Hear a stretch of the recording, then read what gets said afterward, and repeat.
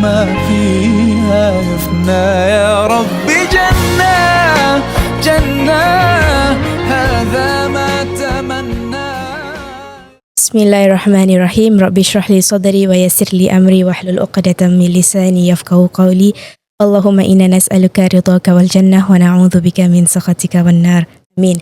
Assalamualaikum warahmatullahi wabarakatuh and welcome to the episode, I tak tahu dah episode apa ni, in Rawdatul Jannah podcast. And today I'm actually very happy sebab kita ada Ustazah actually on board, and Hello, it's none other than Ustazah Fatin Afika. Assalamualaikum Ustazah, how are you? Waalaikumsalam. Good, Alhamdulillah. How are you, Jannah? I'm good, Alhamdulillah. Yeah, okay. So good to see you. Yes, you too. I selalu nampak you dekat social media. I macam okay lah, kalau one day dapat jumpa Ustazah face to face kan. Yeah, you look great. Alhamdulillah. You too. Kita selalu berbual on DM kan. Betul. Finally kita jumpa face to face. Yes, Alhamdulillah. Yeah. Okay, before I nak start ni, I nak buat a disclaimer sikit lah. Sebab I dapat feedback. Someone is telling me that I speak too fast. So maybe I will try to reduce my speed lah. And one more thing, macam I tak tahu those yang tengok I punya video ke apa kan, so nampak mata I kelip. No, because the reason is because my contacts are very dry. That's why I have to like just keep blinking my eyes lah. Yeah. Okay, kena justify kena justify. Kata orang macam dia ni okay ke tak ni? You know. Okay lah. Yeah. So I think as I announced on my social media a few days ago kan, kita akan start with our Women Wednesday series. So this insyaAllah will be our first episode untuk Women Wednesdays. And kita dah I think ada about 5 to 6 episodes lah for now release kat podcast dengan kat YouTube, and Alhamdulillah dia punya response very good lah for now, Alhamdulillah. So and I notice episode yang paling boom is actually yang pasal settling for less when choosing a partner. I think memang semua orang suka lah pasal kahwin ni, pasal choosing a partner ni. So, relatable lah. Yes, betul. So okay, so now I nak Ustazah help us atau tu macam maybe for women, kita ni women to women talk lah kira. Okay, so kita nak continue from Ustaz Faris punya episode pasal yang never settle for less when choosing a partner ni. Are there any examples from the stories of the wives of the Prophet sallallahu alaihi wasallam that macam helps us or to give us macam sort of a guide when it comes to choosing a partner in Islam? Okay. Of course ada, because in Islam ni dia bukan macam just a book tau, tapi it's also like guidance for us kan.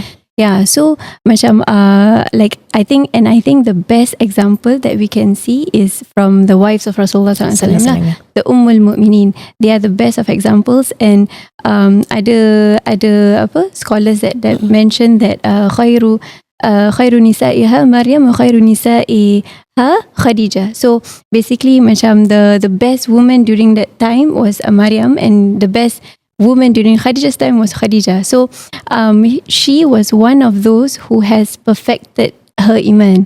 Okay, so maybe kita boleh balik pada sejarah balik, so that every time bila kita balik pada sejarah, kita akan like extract different wisdom, and kita boleh insyaAllah apply lah. Okay, so okay, bagi siapa yang tak tahu, Sayyidatina Khadijah radhiyallahu anha, she was the first wife of Rasulullah SAW. Okay, the first wife. Okay, mungkin nanti orang tanya, how come Rasulullah ada so many wives? Yeah. Yes. Yeah. But then macam yalah, kena tengok the context of that time. Memang it was common for everyone to have many wives. Okay, so Islam actually reducekan benda tu. Okay. So anyway, for like before even Islam came, Sayyidatina Khadijah radhiyallahu anha, she never worship idols, even during the time of Jahiliyah. Okay, so Sayyidatina Khadijah ni sebelum Islam came out, what religion was she? Maybe dia punya cousin Waraqah bin Naufal is a Christian. Okay, so kira dia pengikut Nabi Musa lah. Oh, okay. Musa Nabi. So kira those Nabi-Nabi yang dulu. So macam they believe that the last prophet will come. Based on their kitab, is it? Yes, Okay. So kira Christian dorang bukan macam Christian sekarang Sekarang, lah. I believe dorang ni Christian is a betul-betulnya asli punya, you know. Faham. Yeah, so she was influenced by her cousin Waraqah bin Nawfal. So she believed yang there will be a time yang the Prophet will come. Okay, so she believed in that. And daripada dulu memang mungkin Allah dah destined, Allah protected her. So she never worship idols even during that time. So even during that time dia tak pernah worship idols, and dia tak pernah backbite. Dia tak pernah sakiti hati orang, dia tak pernah hurt anyone. So she herself memang ada a very very good character. She was like a high value woman. Yeah. Okay. Like she's like this beautiful woman with beauty, with brains, with akhlaq, with everything lah. Okay, so and I think macam when I say Sayyidatina Khadijah radhiyallahu anha, what do you know about her? Alamak Ustaz. Okay, pasal Sayyidatina Khadijah ni, I think for me okay, macam she is the first wife of the Prophet SAW, and then she was a very successful businesswoman. Yes kan? Okay. So I think ramai orang ada the idea of businesswoman tu macam, okay, what do you have in mind kalau you dengar Sayyidatina Khadijah was a businesswoman, so what kind of idea do you have? Okay, based on dorang punya time zaman dulu macam she does a lot of trade. She was maybe trading. A good merchant. Then macam businesswoman, maybe she knows how to deal with finances. Tak tahu macam because when businesswoman dia very macam overall macam you know your market, you know how to deal with finances, you know how to actually manage your own business, gini semua. Then does she stay at home as a mother, or does she go out? Basically, I think have to go out lah. Kan?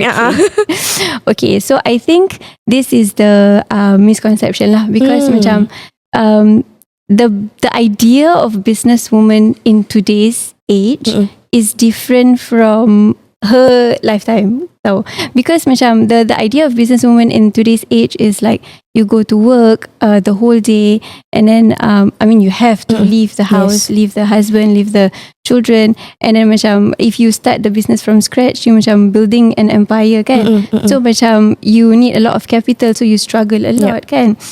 So that is the idea kan, macam, and you climbing the corporate ladder. Tapi and macam I think some feminists lah, like they would be like macam because Khadijah is a businesswoman, so this is okay. Yeah, I'm not saying that macam it's not okay, because every woman is different kan. So macam if you want to do that, it's up to you, but I'm just saying that it doesn't happen during Khadijah radhiyallahu anha punya time. Okay, so ini just selit sikit lah. So Sayyidatina Khadijah, she was so modest that she tak pernah interact dengan any non-mahram. Okay, so macam kalau macam dekat the idea of businesswoman, of course you gonna interact with many men kan? Correct, but for her, she didn't interact with any men, but she hired people to do so. And she memang backtrack Okay, Jajak. So ni you cakap dia tak deal with non-mahram. So this is way before the time of way before Islam. So she was ready like she was modest on her own. Yeah. So it's not macam you are oppressed because you tak boleh talk dengan men. No. Even before that before Islam, even all the rulings came down, she memang on her own, she's very modest. So macam and also she didn't start her business from scratch lah, because before Rasulullah SAW, she had 2 husbands. Okay, not at the same time. Not at the same time. Episode ni. Not at the same time. Okay. The first one was Abu Hala, and the second was Atiq. Okay, so the first one died and passed away, and then the second one also passed away. Okay, so it was at different timing, but both of them were very, very wealthy men. So because they were wealthy, she inherited a lot of money from them. And also it was said also that her father, who has already passed away also, was also a very wealthy man. Okay. So she didn't only inherit it from one man, but inherited from three Rezeki men. lah, rezeki. Yeah, it's rezeki dia. Yeah. So when she was widowed twice, right? And at this timing, what was her age? Guess. Yes. Okay, this was before she met Nabi, right? So, Yeah. When she was widowed twice, yang the second husband died tu. Okay, maybe she was like 20 plus? 25. Oh, okay. Yes. Wow. She was only 25 and she was widowed twice and she had a lot of money with some kids, like 3-4 children gitu. So macam imagine being 25 and you have a lot of money and like, you know, some children can. So I think at that point she was like, okay lah, I don't think I need a man anymore. I'm like, an independent woman. I'm just gonna stay single. You know, until I don't think she had that kind of mindset. Marriage in mind at that time. So dia macam okay lah, done. You know, macam, so I just focus on my children and I just invest on my just build a life for me and my kids lah gitu. So macam dia punya wealth tu that's why she started off having a lot of capital. Yeah, so she didn't build from scratch. So I think ni yang this context yang mungkin orang overlook lah mungkin. Yeah, so so with the capital that she had, she invested even more. So she hired people to talk to other men lah. To do all the work for her lah. Yes, to do all the work for her. And that's why she can stay at home and take care of the children. Yeah, so anyway, the point here is bila dekat sini, this is the time when she discovered that susahnya nak dapat lelaki yang honest. You know, macam because bila kita masuk dalam business industry kan, you will find macam ada orang yang suka tipu, ada orang yang macam twist their words kan. Tapi macam for her, dia kan upah orang, she hired someone to do the trading for her, and then ada yang pergi tak datang balik. Alamak kan. Marah. Ada yang pergi tak datang balik. So macam she felt like macam wah, like susahnya nak dapat a good, trustworthy, honest, trustworthy man. Okay, so at that time, okay, she was the most richest. Macam dulu kan ada caravan. So it was said that her caravan was like the most like expensive among all the other Quraysh leaders. So she was this beautiful woman, not only beautiful woman, with beautiful akhlaq, with intelligence in doing trading and everything, but she's also one of the richest. Okay, so the people of the leaders of the Quraysh, macam Abu Sufyan, Abu Jahal, Uqba, all these people, they are macam, imagine macam the MPs lah, the top macam top leaders in the country, like proposed to you, and you rejected all of them. You know why? Okay. You know, macam I believe it could increase her status as well. Macam because a leader from Quraysh, all well-known leaders. Well-known leaders and influential figures would marry me. So I mean, why not, right? But she rejected all of them, and I believe it's because of character. I mean, at that time, mungkin the ugly side of Abu Jahal, Uqba, and Abu Sufyan haven't come out yet. Faham. But I think she's quite smart lah to see that macam nah. I think maybe because she, macam you cakap, she hires a lot of men to do work. So macam dia dah sikit banyak macam dia dah tahu karakter. You know, like dia macam dah okay, I know this kind of people. Habis this kind of politician, you know, macam banyak wayang ke apa kan. Betul. Yeah, and also she doesn't need the money also. So she is okay on her own. So 15 years she was single. So from 25 until 40 years old. She was raising her kids all by herself lah. Yeah. Okay. So until 40 years old, this was when she has this slave nama dia Maisarah, yang selalu follow Muhammad sallallahu alaihi wasallam.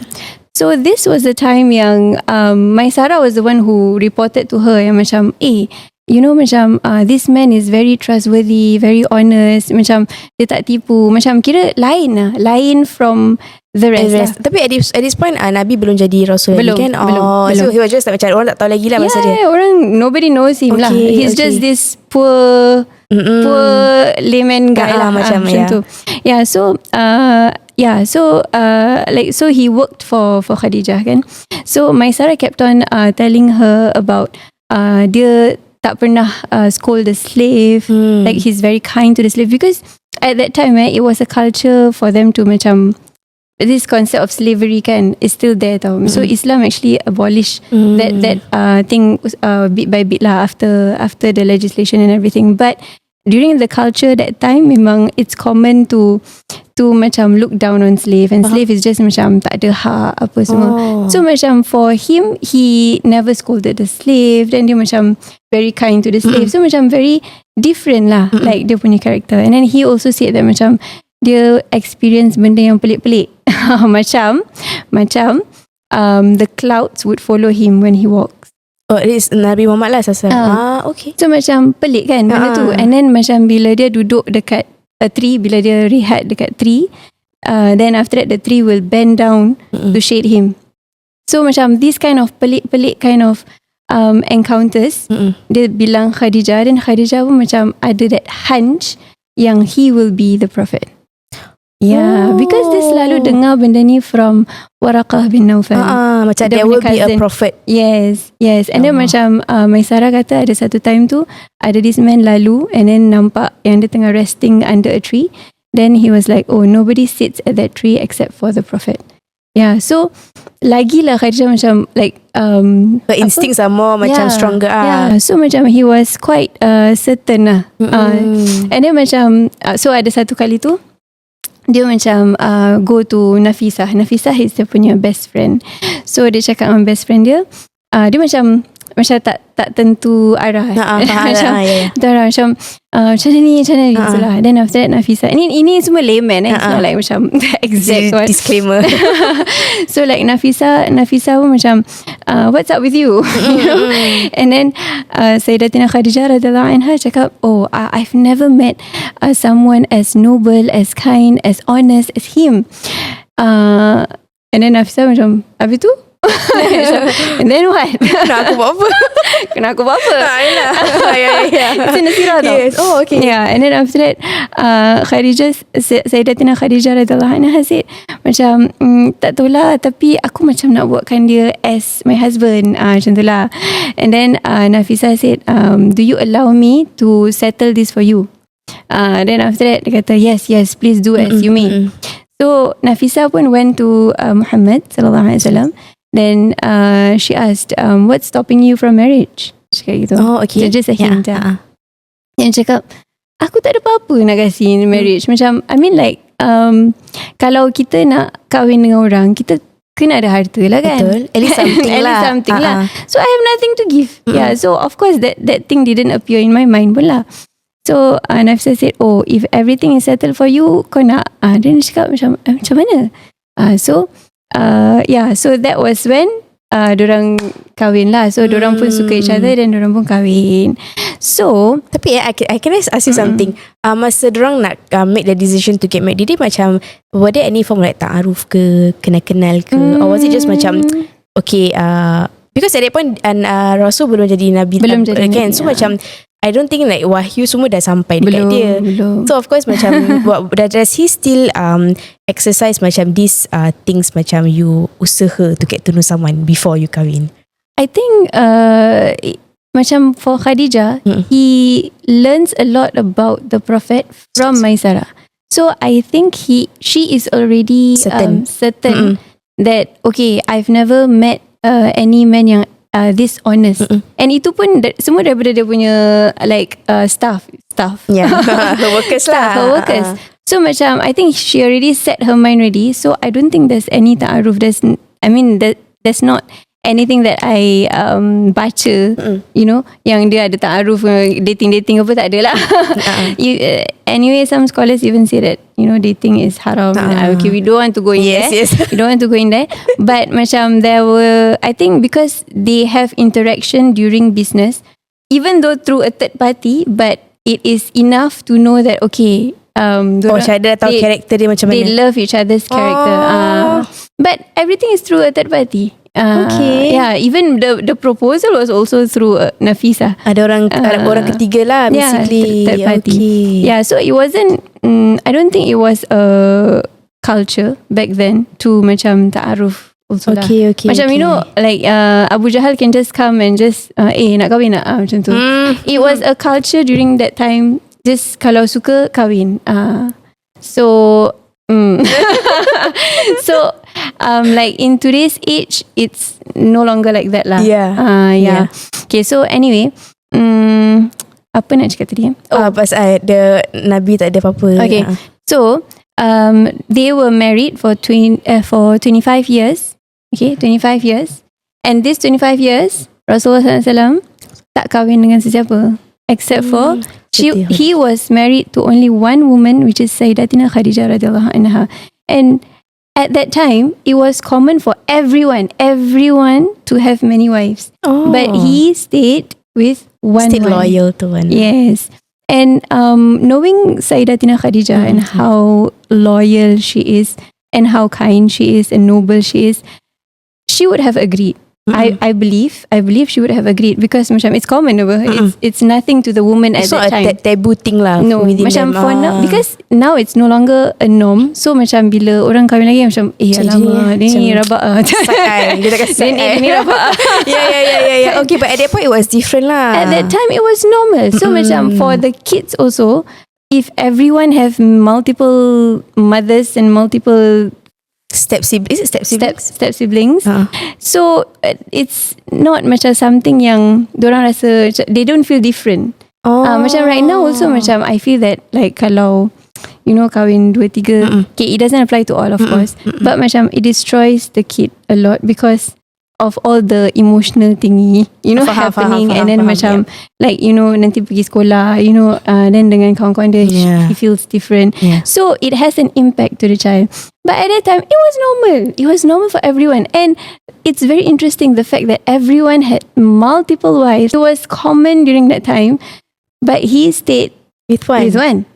I cannot imagine. He stayed with one. Tak lah macam at that point of time, okay, I cannot imagine like if we are living in that time right now, macam if benda tu still is considered something that is normal. Yeah, that's why macam bila kita belajar sejarah kan, we cannot apply our culture to their culture. Macam the concept of slavery, the concept of like multiple wives, because it's entirely different. So we need to masuk dalam sejarah tu with an open mind. Faham lah. Because kalau kita masukkan culture kita, how come Rasulullah ada 11 wives? How come dia boleh marry Aisyah at 9 years old? There's a lot of macam perceptions lah. Tapi these are what people see. So it's very important to masuk dalam sejarah with an open mind and don't bring our culture to their culture because it's two different eras. It's like 1,000 years plus ago. Yeah. Okay. So apa topik kita hari ni sebenarnya? Okay, pasal dah kahwin. Pasal so to choose a husband kan. Okay. So macam if you see Sayyidatina Khadijah radhiyallahu anha, she rejected Abu Jahal, which is like the prominent like an influential leader of Quraysh at that time. Uqbah and Abu Sufyan also. So macam and 15 years she was single, but then she was very interested with this man yang tak ada apa-apa, you know, tak ada harta, tak kaya, tapi rich in character. Wah, dia suara sedap, rich in character. Okay, I'll make that as a real. Okay. I see. So, yalah. So I am nak tanya because when you were saying that before macam dia baru-baru divorce kan, when she was just, sorry not divorce, widowed. Dia tak pernah divorce. Maaf, astagfirullah. Okay. She was widowed kan when she was like 25, and then she knew from the kitab-kitab yang at that point of time yang akan ada satu nabi yang datang, and she okay, maybe dia punya konteks tak begitu sama lah, but what if macam sekarang ni okay, I as a girl macam let's say I nak kahwin, and then I tengok orang tu macam dia ni okay tau, tapi orang tu tak tahu Oh. Yeah, so can I macam, how to say, macam like maybe Propose? not propose, tapi macam like can I macam pray with the hope that macam maybe one day he will be mine. Of course lah. Okay. Or walaupun he doesn't know me, because macam sekarang macam when Sayyidatina Khadijah was widowed, Rasulullah pun maybe, I don't know, was he already born? Should be dah kan? Apa? 15 years masa Sayyidatina Khadijah dah macam like widowed. Oh, widowed. At 25 the age when years she was old. 25. They were 15. They are 15 years apart. So he was still like a small boy small lah. boy. Tapi dia dah tahu macam okay, this apa tu, akan ada satu Nabi yang akan datang, you know, with this kind of character, I gini-gini see. semua. Tapi so like macam she, how to say, okay, dia tak sama lah. I don't think she had that in mind that she wants to marry a prophet lah. Oh, okay. It just macam happens that macam dia ni macam a prophet, because bila dia kahwin tu he wasn't a prophet pun. Not yet, right? Not confirm pun. Tapi she like him for his characteristics lah. Yes, because macam dia dah banyak kena tipu. So macam she felt that macam it's so hard to find a guy who is honest. Yes. And I think macam it boils down to the question, okay, how do we know? Yes, because somehow macam at that point of time she loved Rasulullah SAW through, because of his character, of his nobility, dia punya how honest he was as a man. Tapi in today's punya context, saya punya time his character just enough. Even though sekarang cakap dengan you orang tu tak ada duit. No, like just okay, can we be realistic, because kita cakap tak apalah dia tak ada duit gini-gini semua. Tapi is character enough for us to macam, Oh, that's a very good question. Yeah, is character enough as a benchmark or as a macam a deal breaker for us to say that I want to marry this guy? Yeah, That's a very good question. Yeah. Okay, depends on how you define character. Because macam, okay, because at that time belum ada Islam kan. So for now kita ada Islam. So macam ada takwa kan. So I feel that to me character means macam he fears Allah. Okay. And because macam orang would say, oh dia baik kan, tapi dia tak solat.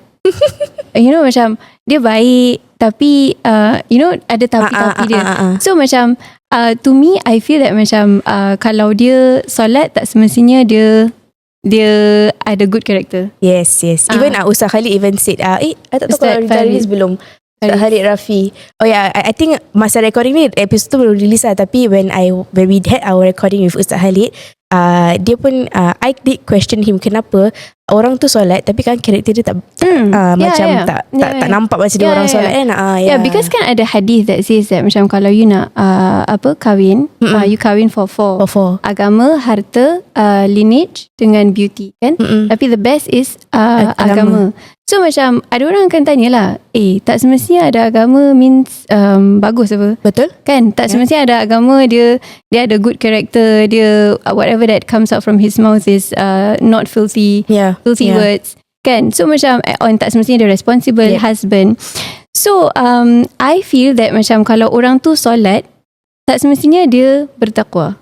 Tapi kalau orang tu bertakwa, dia akan solat. Faham tak? Faham? Okay. So and kalau orang tu bertakwa, takwa tu apa? Takwa tu bila you fear Allah. Even when no one sees. Not only like in front of people, kita takut dengan Allah.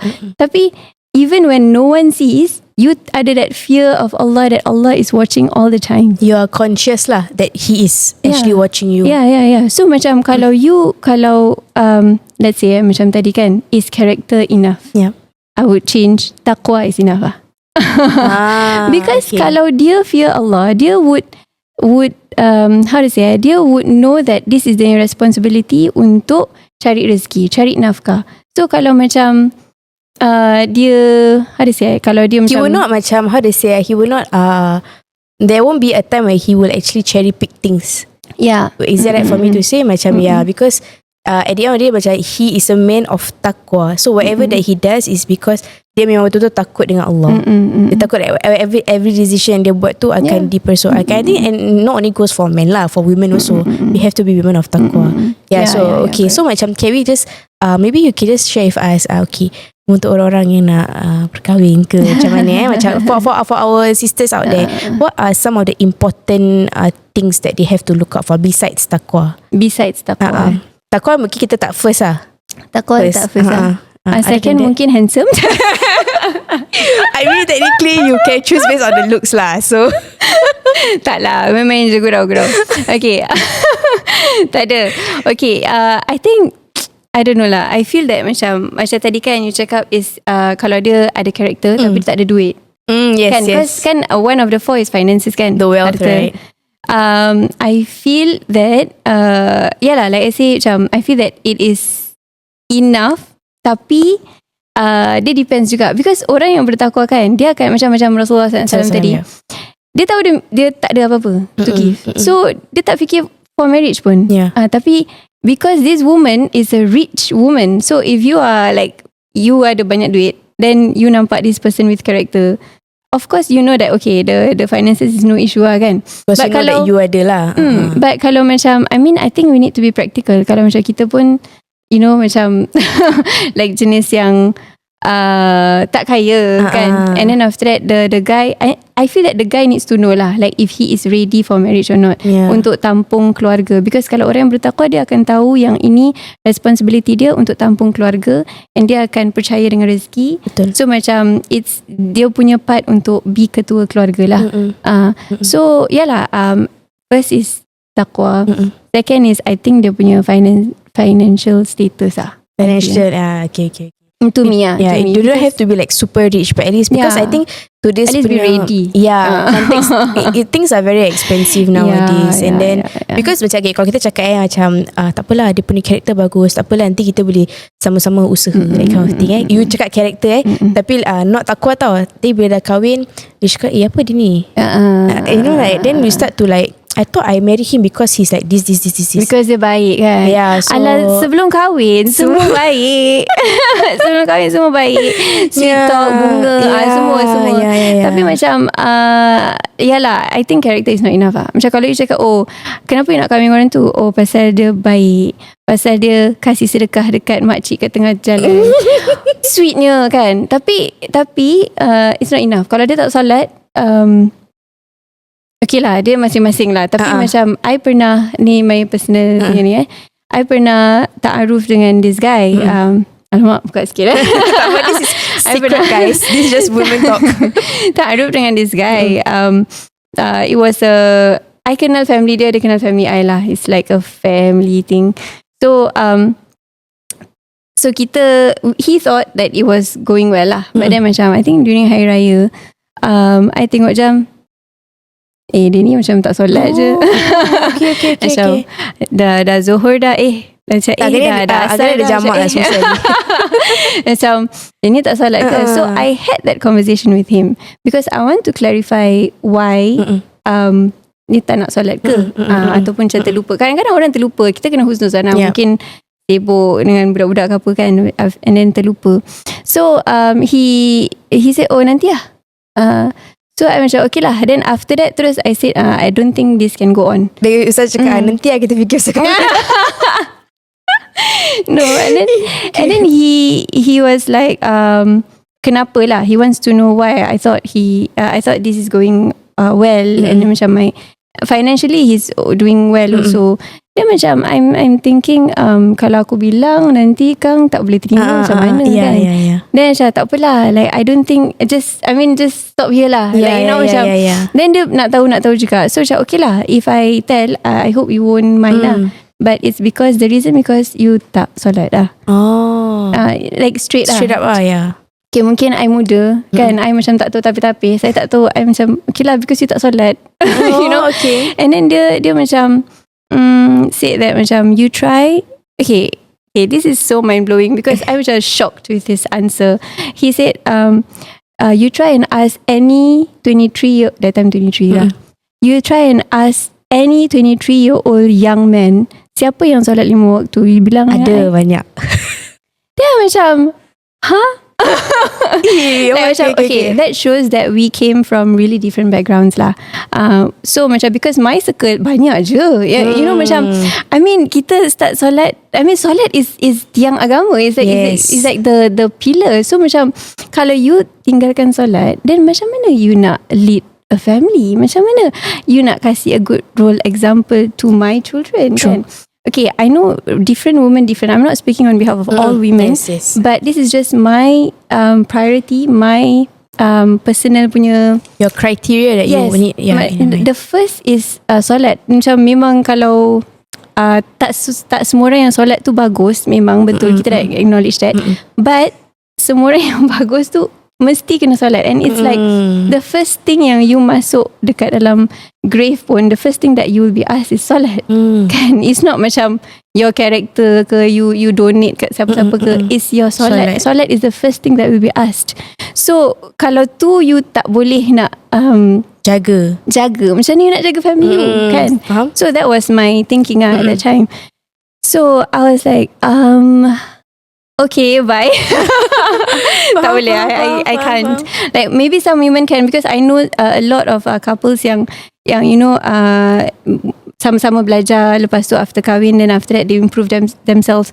Terserah. So dia macam masing-masing tau. Dia punya apa orang kata halal haram ratio. Oh, halal haram, So macam for me it's a turn off lah. And macam I feel that macam kalau you dah kena caught yang you tak solat, at least have some humility that it's wrong, not macam justify it by saying that, oh, you see any 23 years. You know, macam at least kalau you macam ada some humility, macam, oh, I know it's wrong, you know, I'm working on it. I mean, you know, that shows humility that you are going to do something about it, not like macam, oh, I'm still young, you know. Habis kalau you mati besok macam that's true. Actually true. So macam if you still young, you have this concept macam, oh, you're still young, then don't think of marriage lah. Then you go and enjoy yourself. When you're ready, then you get married. When you're ready, then you fikir pasal nak ambil anak dari orang.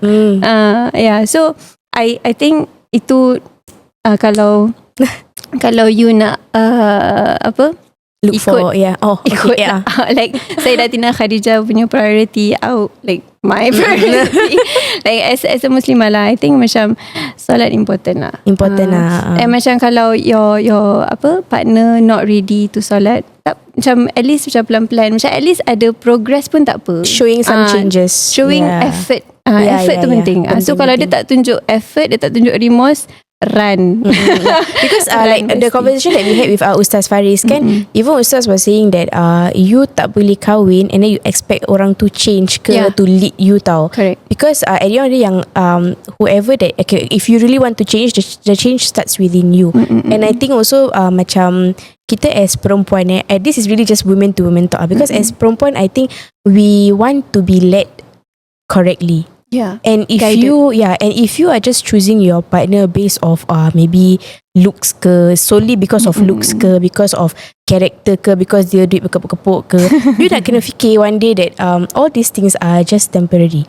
What is macam what is more important is the punya takwa, and how much he holds the importance of his relationship with Allah.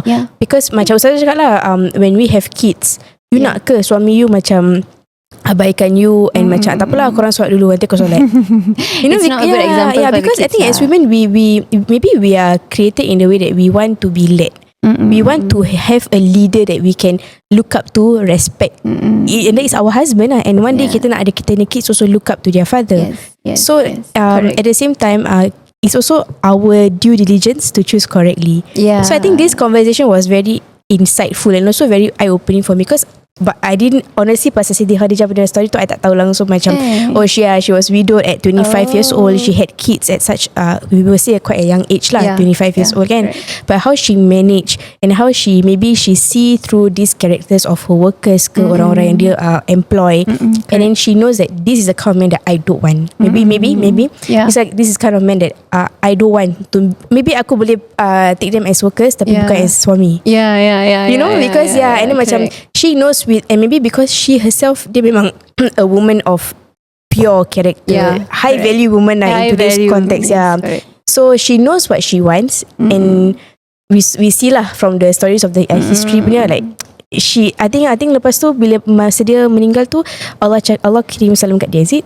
Oh, bukan time dia meninggal, time okay, itu nanti next episode. Next episode. Okay, so thank you. I think we will end off this episode first. So thank you Ustazah for actually sharing pasal story Sayyidatina Khadijah, and maybe you also give us a lot of macam tips lah and pointers for those yang nak cari pasangan lelaki kan. Okay, disclaimer lagi doesn't mean that it doesn't work for me. It won't work for you guys lah. So if it works for you, tafadhal. Yeah, it's to each his own lah basically. Yeah. So important kita nak kena faham that it's your life anyway kan. Yeah, you have to choose wisely. Jangan sampai nanti kita macam menyesal belakang hari because you can only blame the other parties so much lah. Because at the end macam sebelum you pilih tu, you should filter all these things. You should correct. Okay, we will see you guys at the next episode with Ustazah Fatin also. Thank you. Bye. Assalamualaikum.